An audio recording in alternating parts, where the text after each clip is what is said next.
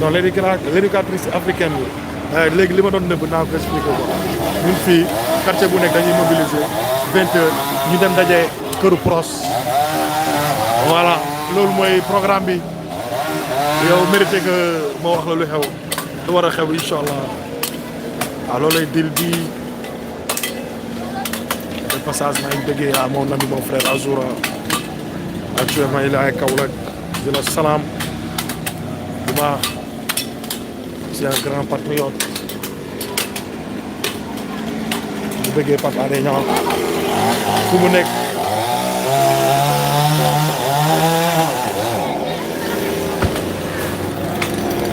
voilà gars yi léegi dañuy arrêté live bi voilà damay ñëw liggéey ak famille yi jàppale gars yi parce que fii sept xale yu góor ñoo fi nekk sept voilà dañuy jàppale famille voilà dañuy jàppale famille quoi sinon du baax dinañ fi guddee. Il est 18h47, 19h13 sur la chaîne de l'aérobie, ici à Ziguinchor,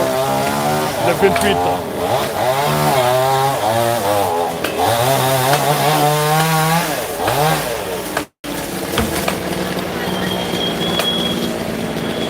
Avec monsieur le maire, on va aller. Voilà nos braves mamans, notre mère.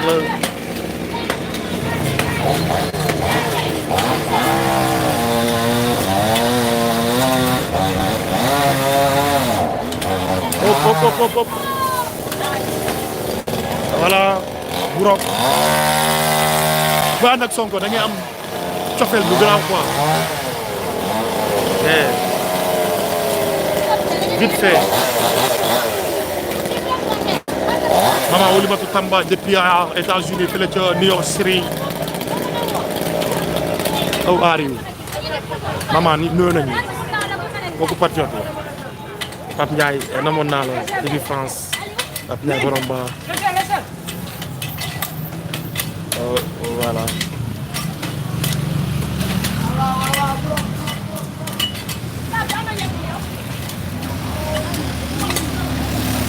Allez mon grand, le grand patriote sur les zones de internationaux les gars weddi gis bokku ci Ziguinchor dafa set vite c'est pas parce que bon damay wax nii rek mais vraiment ñu fi gëj ñu fi ñëwee dinañ ci changement vraiment gars bëgg nañ Sonko mais respecté nañ ko voilà le mot dañ ko respecté quoi moo tax jigéen ñi gën ci jàpp waaw gën ci jàpp quoi franchement parlé gars dañ ko respecté bu ñëwee day mel ni gan la quoi oui ça va bien oto bi waaw xaaral ma signalé kii bi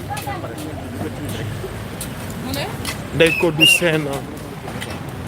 Ndeye Codou Sène di la bëggee bu baax a baax fi nga jàpp foofu la yaa ngi ci chaîne bu baax bi di la shout out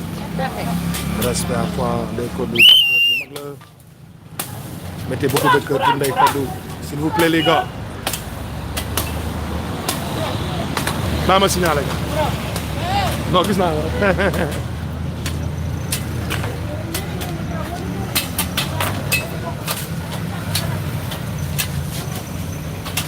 kookoy Ami Collé moo wàccoon ci pont bi